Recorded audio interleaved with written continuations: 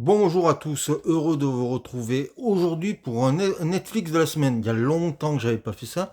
Il faut dire qu'il y a longtemps que j'avais pas lu de bons films, de bons documentaires ou de bonnes séries. J'avoue que les séries je regarde peu actuellement, mais de bons films, il y a cet été, ça a été une cata. Donc c'est l'automne, Netflix fonctionne comme ça.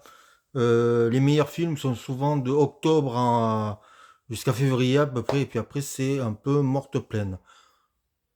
On va quand même parler de ce film fort intéressant qui s'appelle Steve de Tim Mélian avec, alors je sais jamais comment on dit, si on dit Cillian Murphy ou Killian Murphy, l'acteur de Oppenheimer.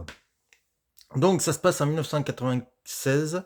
Steve est le directeur d'un établissement scolaire pour réinsérer des jeunes garçons, des voyous, hein, je j'ai pas d'autres mots, des personnes qui n'ont plus le sens commun, ne font plus la différence entre comment dire, le bien et le mal, qui sont toujours irrespectueux. Comme disait le prochain prisonnier de l'État, Monsieur Nicolas Sarkozy, ce sont des racailles.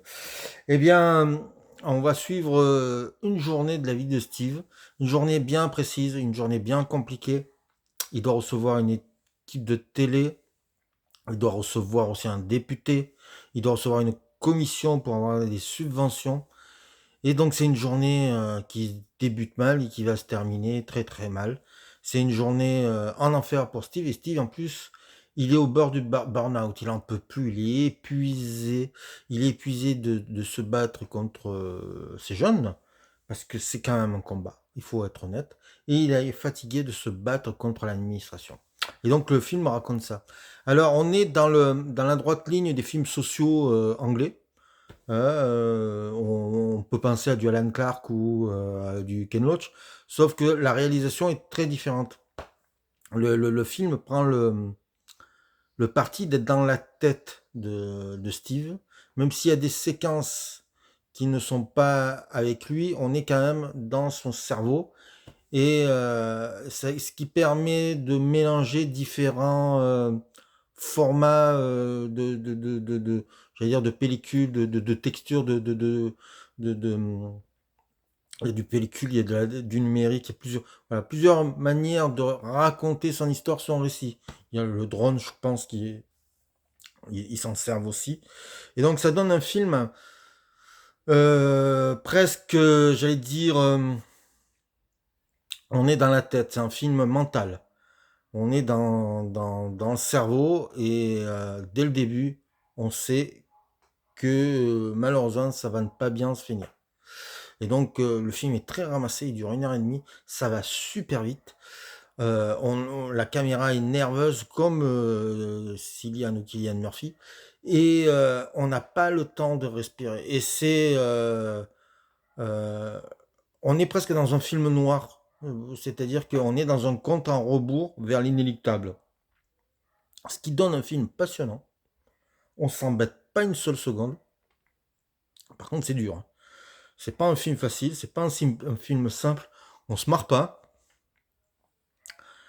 Le film se passe dans les années 90. Je pense, pour montrer que peut-être l'évolution de la jeunesse, ben, ça n'a pas du tout changé. Peut-être que ça s'est dégradé. Et ça donne un film étouffant, mais magnifique. Il faut le dire, magnifique. Et alors que l'acteur, c'est Killian ou Cillian Murphy, je m'emmerde pas, hein, je vais dire les deux à chaque fois. Il est juste extraordinaire, incandescent, brûlant, nerveux et émouvant. Il n'est pas tout seul. Les jeunes qui jouent, les garçons, sont tous des acteurs parfaits, incroyables, de naturel. Et on retrouve aussi Emily Watson. C'est toujours un plaisir de voir Emily Watson, l'actrice de Breaking the Waves et de je cherche The Boxer de Jim Sheridan. Et il y a Tracy Ullman. Alors, Tracy Ullman, c'était une actrice qu'on voyait dans les années 90 dans certaines comédies. Et là, ça fait plaisir de la revoir. On l'avait vu dans Coup de feu à Broadway de Woody Allen. Et là, c'est vraiment plaisir de la voir. Elle est aussi extraordinaire. Donc, ça donne un film dense,